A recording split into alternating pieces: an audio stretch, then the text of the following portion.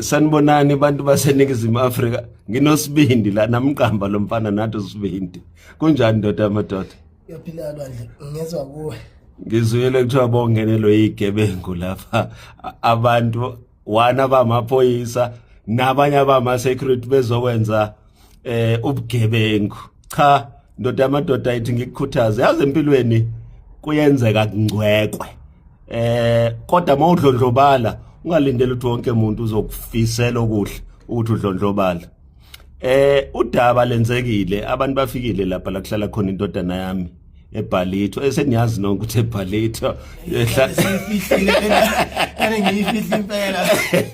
yeah, so abantu bakuvakashela lapha eBhalito.